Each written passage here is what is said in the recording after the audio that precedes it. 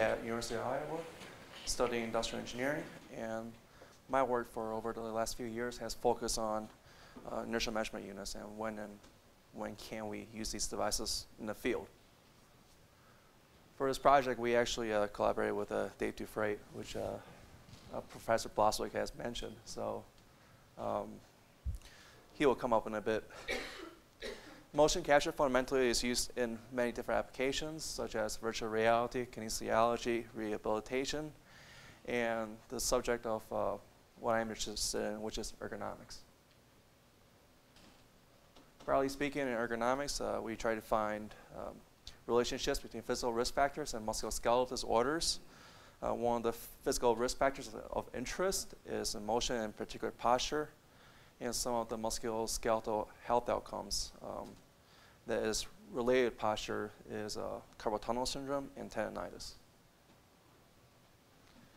How we expose physical risk factors in the work setting primarily consists of using direct measurements, self-report, and observation methods, of which direct measurement is considered to be the most objective and precise. However, it is also typically considered to be the most expensive, and there's also issues with practicality and obtrusiveness. And this is probably a good time to mention that exposure assessment is a NORA cross-sectional objective. And so there's a lot of limitations in terms of how we could accurately assess what people are exposed to in the field. Fundamentally speaking, there's a few ways that we could use sensors to measure human motion. The gold standard is with the optical motion capture system, which consists of multiple cameras used to track position in three-dimensional space. However, these systems are constrained typically to the lab environment due to the fact that you can only operate these systems in a finite constrained area. They're also very expensive and takes a while to set up. So in the context of field-based research, these systems are, while it is a gold standard, it is just not very practical to be used for my line of work. So what we have available to us are accelerometers. So in this context, it measures inclination relative to gravity. It is inexpensive and very portable. However, you can only ascertain orientation relative to gravity and not about gravity. So we can use it to measure trunk posture, and we could use it to measure shoulder posture. However, we cannot use these devices to measure, say, motion of the elbow and wrist, just because there's aspects of the motion that goes in the plane about gravity. There's also electrical goniometers.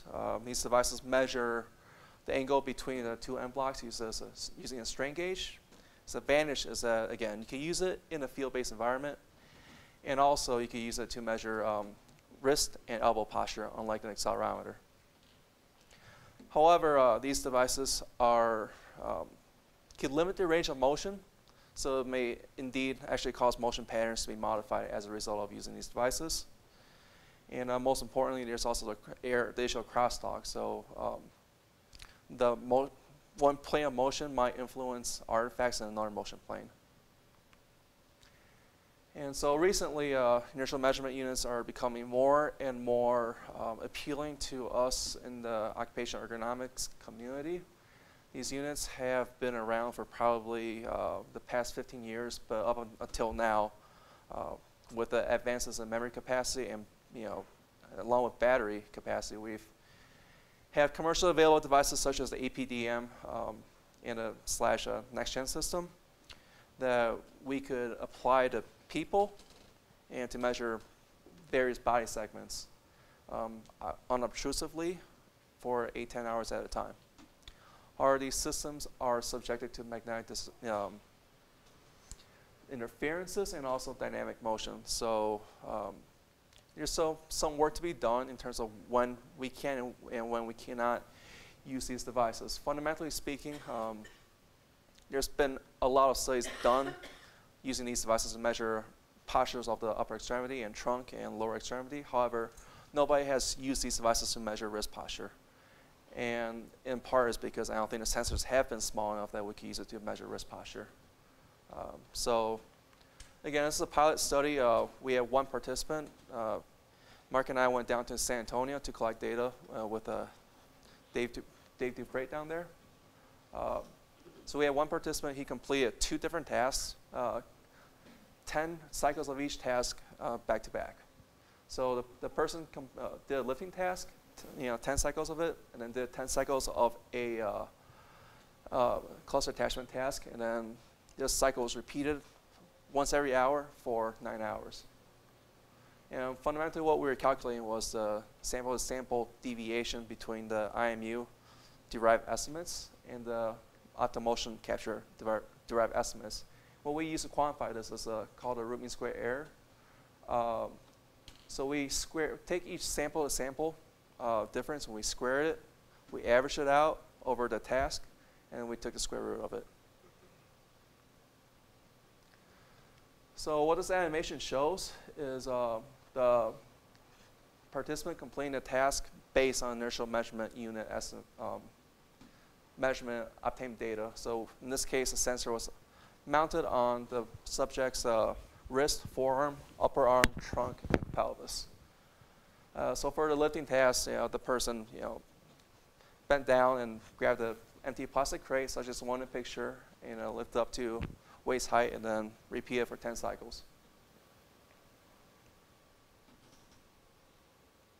And so this is the actual speed that the person is actually going in. So for the second task, we worked with, again, Professor Dave Douphrate, who was just interested in dairy parlor work. And so he devised this task in which, it's called a cluster attachment task, in which the participant grabbed a milking cluster and attached it to a fake cow udder, which in this case was a plywood platform that contained 4 magnets on it. And so the person reached forward and grabbed the milking cluster and actually did 2 successive attachments. And this is all complete bilateral. And then went back to the relaxed neutral position and then repeated the same task for 10 consecutive cycles. In terms of how we sampled the data, we concurrently captured the data using inertial measurement units and optical motion capture system. The inertial measurement unit captured data for the full 9 hours. It was sampled at 20 hertz. And we had an 8-camera optical motion capture system, the Vicon, that we use as the gold standard. It was captured at 80 hertz, and we downsampled to 20 hertz. And the markers were attached to the top of the IMU, so fundamentally it should be measuring orientation the same exact way. So there should be no differences in terms of fundamental measurement differences. Specifically, orientation is a relative measurement, just like distance. IMU offers orientation relative to gravity and magnetic north. And so we had to convert that into a neutral position, something that we could ascertain orientation with both systems. So optical motion captures also capture orientation, but it's relative to the lab coordinate system. So we identified a period in which the participant was standing still, and then we zeroed it, both systems. And then we calculate the wrist motion as the orientation of the hand relative to the wrist. And then we calculated the root mean square deviation of the wrist posture measurements. So I just want to show you what the waveforms look like for some of the trials. So this is a lifting trial. And this is a second trial that the participant did. Root mean square deviation was 12.8 degrees on this trial in the flexion extension plane and 3.2 degrees in the ulnar radial deviation on this trial. And for the attachment trial, this is from the first task that he did, the first trial. Root mean square was 13 degrees in the flexion extension plane, and root mean square deviation was 5.3 degrees in the ulnar radial deviation plane for his trial. Overall, the cluster attachment, this is across the 2 trials and across the 9 trials and across the 2 tasks, excuse me. And so we looked about 10 to 11 degrees in the flexion extension plane in the errors, and about 5 to 6 degrees in the ulnar radial deviation plane for the errors. So in conclusion, IMUs may actually be useful to measure wrist posture in a lab environment. We have not tried to systematically identify what type of error sources were involved in the observation of our errors. It could be strictly magnetic interference, it could be strictly dynamic motion, or it could be a combination of both. In general, this is just kind of an issue with inertial measurement units that warrants further research. Mark is actually going back to San Antonio to collect more data on this project. Fundamentally, what I am working on is trying to understand when we can and when we cannot use these systems in field-based environments. We have the capability to capture full shift data unobtrusively with these systems, but it doesn't mean that we should. So I recently received a Heartland Center pilot grant. The grant starts in July 1st, so I'm in the process of completing an IRB application for it right now. It's fundamentally trying to assess when we cannot and when we cannot use these sensors in field-based environments. Any questions? How did you attach the IMU? So it was, I believe. And where did you have them attached? So we had it for the data that was analyzed. It was basically wrapped in Coban. And so yep. So the IMU was the little square that you cannot see. That's I didn't see it. Yeah. So I should have made it more clear. And then the motion markers are placed on top, directly on top of the unit. And so you need 3 markers to be able to track orientation. Okay, so the IMU is right, literally, right under. Let's see the pointers. Literally right underneath it. Okay.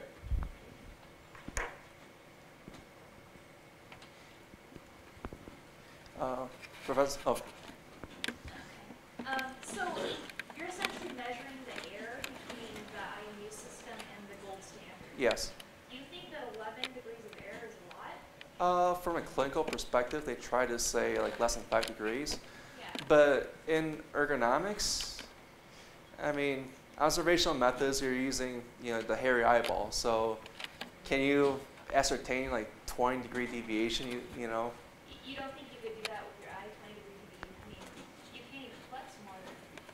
Yeah, I mean, I guess like compared to observational methods, I think 11 degrees is not too bad. It's consistent with some of the other studies that I've read. Okay. But compared to clinical work, it's probably a little bit too much. I was just going to comment. It's something similar to that. This is really sort of an inter-method reliability study, and maybe your gold standard is on. Maybe the IMUs are better than the optics system. Or maybe they both contribute to something. Yep, I agree. The fundamental difference, fundamentally speaking, in terms of theory, orientation is derived assuming that you have 3 vectors that are orthogonal, and they're all unit vectors. And so how the unit vectors are formed with an optical motion capture system is distance between point A and point B. How these vectors are formed with the inertial measurement unit is with the assumption that the acceleration is constant, which is not the case when we move, and that the magnetic field is constant, which is not the case with magnetic disturbances. So if you go back to the theory on how these systems work, I would assume more of the error lies in terms of the IMU. But with that, the optical motion capture system is not, would have some errors associated with it as well. So you use the root mean square. Could you move forward one slide? You use the root mean square as your metric, but I'm kind of wondering about the extreme values. Actually, I was looking at kind of your. Oh, the plot? Okay, sorry. Yeah.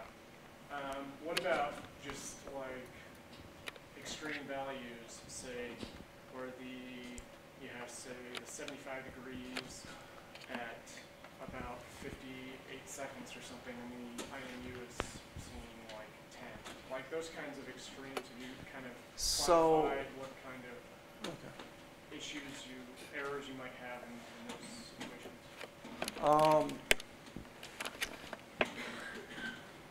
I think the idea of root mean square deviation is to actually try to quantify exactly what you're saying, because you're squaring each sample to sample measurement, so the errors on both sides won't cancel out if you take which it will when you take a straight average, for example.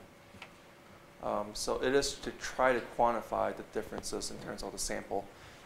You see that one sample, but it kind of gets offset by all the other samples. So if every single sample is at the 75-degree mark, then the root mean square deviation is going to increase substantially because of it. I guess more what I'm thinking of, those extreme postures could be where you're looking at everything in bulk, but maybe just one extreme posture would be enough. So taking a look at your bounds of your error would be also another nice thing to see. Mm-hmm.